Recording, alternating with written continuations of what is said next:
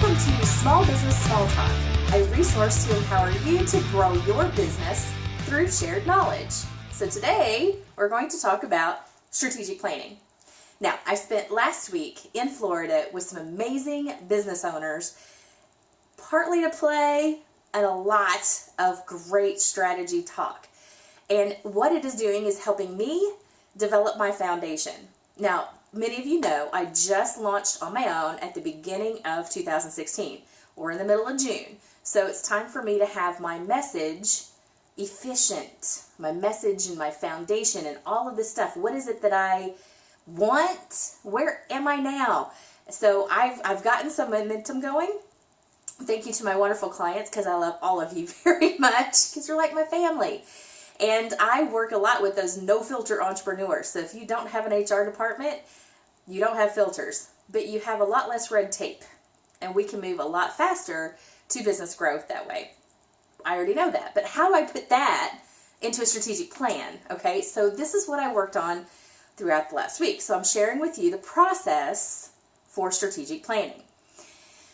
So you have your strategic plan, because many of you out there probably have not put together a real strategic plan for your business. You kind of know where you want to go, but have you really developed your foundation of where you are right now? What does that foundation look like? So that's the first place to start, is your foundation. Well, what does that encompass? A foundation encompasses all of your statements. Your statements, okay? Your mission statement, vision statement, purpose statement, your positioning statement. What is the statement you're making to the world? Now let me step back real quick and say, you can make this as simple or as complicated as you want. It doesn't have to be hard. You want it to be usable for you, because if you develop this big strategic plan and then you set it on a shelf and never use it, that's for a whole nother chapter. So we want to develop something you're going to use. What you need is a foundation. Pick the statement. What I like to do when I work with my clients is I get them down to a core statement that they can message from, make decisions from, they can build their vision from, everything. Okay, so that's what I want to get you down to, is a core statement. Such as, like, Southwest Airlines is my favorite example, because their core statement is, we are the low-cost airline. They make all their decisions from that. On a 4-hour flight, what do you think you're going to get? Chicken or peanuts? Kind of makes sense. But we also know they're the lowest cost airline we can find. They've messaged that over the years. So that's the best example I got down and dirty. The next thing is setting the vision. Foundation is, where are we right now? What are we about? What do we mean? What is our message? Vision is, where do we want this to go? What do we want it to look like? When all of the gears are working together and we're working at full throttle and everything's perfect, like the perfect little world, what does our vision look like? Okay, so the vision then, so for example, I'll give you mine. My vision is to empower small business by leading the way with strategic organizational development that strengthens economies, communities, and individuals. That's my vision. I want to make a big impact, and through strategic organizational development, because people just don't think strategically very much anymore. So that's a vision. Then you set your objectives and goals. Okay, objectives and goals are slightly different. The objective pulls together, it matches your foundation and your vision together to your objective. Your goal is something a little bit more specific. I want to make X amount of dollars by this specific date. That's the goal. The objective is, I want to make an impact in this kind of level. Okay, so your wording's just a little different. Do both, do one or the other. Again, keep this as simple as possible for you. Tactics and actions, okay? So having this foundation and where we want to go is all fantastic, but unless you know how you're going to get there, what vehicle are you going to use to get to Florida from Louisville? Are you going to fly? Are you going to drive? Are you going to bike? What are you doing? So pick a tactic / action. What action do you need to take? And this is where we kind of get into a real comprehensive plan. So this is where it kind of veers off. The comprehensive plan part of strategic planning puts everything into the minutest of details. Who's responsible for what by when? How much is it going to take? What do we need to have to make it happen? What are the resources that we need to get this accomplished? Besides just money, Money is always the case. So let's not even talk about that because we know we have to factor that in. Okay? The next thing is, how are you keeping score? How are you going to know that this is working? Basically, what are the things that you're going to measure along the way to know that the plan is working? That's the scorecard. Okay? Develop the scorecard before you implement.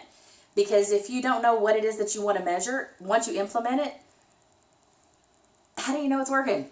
Okay, so develop your scorecard ahead of time, what it is that you're going to look for, and then implement. Okay, implement the plan. Don't just put it on a shelf and waste your time doing this whole process. Implement the plan.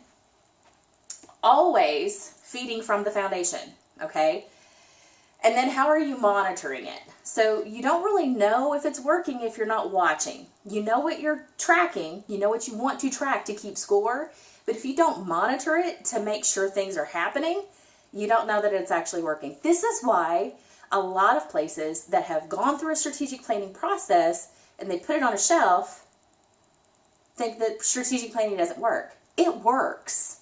It works. Because if you do strategic planning well, okay, not necessarily right, because there's no one right way to do it. These are elements that you need to make it run efficiently. But if you do it well and consistently, your efforts are going to pay off. Because some of the key factors is here's the thing, if you don't have a foundation, you don't have a starting point. Like, where are you right now? We don't have a starting point. We're just throwing shit up against the wall to see what sticks. That doesn't work, okay? You might think it works in a short period of time, but then you're going to have to redo it again next month. How many of you really want to start over all the time? Don't spin your wheels, okay? So, all of this feeds together. It's all tied together. So whenever you create, the funnest part is creating the vision. Like, what do you want this to look like when it's truly successful? What things could you not come up with? Have you ever been stuck on thinking? I know I got stuck, okay? Sometimes it happens. If I'm the type of personality, if I have to work in details too long and I've not given myself playtime, then I have to go give myself playtime to be able to think clearer, okay?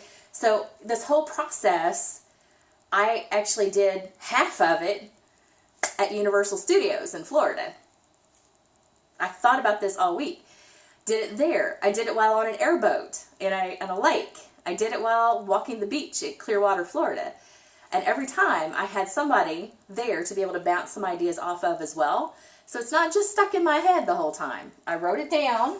You write it down so that it gets it out of here where you can see it. I just told my friends I wish I could bring the whiteboard with me, but I look kind of silly going around Universal carrying a whiteboard. So I kept a little notepad with me, and of course I have the phone. I could take notes on the phone, and I did that because I can keep my thoughts going. I could do that anywhere. Where is the most creative spot that you have that you can think creatively? Because creative feeds into strategy. Can you see all the different avenues? Where do you really want to go? Go think big, and that becomes your vision. When you stop to analyze yourself a little bit, that's your foundation. You get these two in order, everything else tends to flow much quicker because you know what the tactics are that you want to use to get to where you need to be. You know a business model, okay? You know what's going to work. Are you transactional? Are you service? How do you do workshops? What is the thing that you do, okay? So to give you another example, I have a mission statement, and then I also have goals, and I have a phase 1 goal, and I have a long-term goal. So I know what the tactics are that I'm going to need to use to get to where I want to be.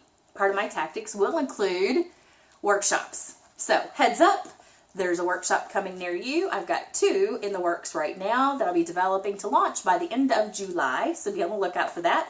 One is online, and it is entre networking. So all the things that you need to know to network better, how to make your efforts more efficient and get quality networking in, not just passing out the business cards and expecting a result. Doesn't work that way. So understanding how network fits into your whole marketing plan. And then the second one is a strategic planning workshop. So when you watch this, try all of these things. If you have any questions, please let's create this conversation, as well as be on the lookout for that workshop. It'll be half day, live in person, and I'm going to keep the cost very low since this is the launch of it. So if you want to be included in that, please let me know, because I'll give you the special discount for that. And with that, that is today's Small Business Small Talk, empowering you to grow your business through shared knowledge. Thanks.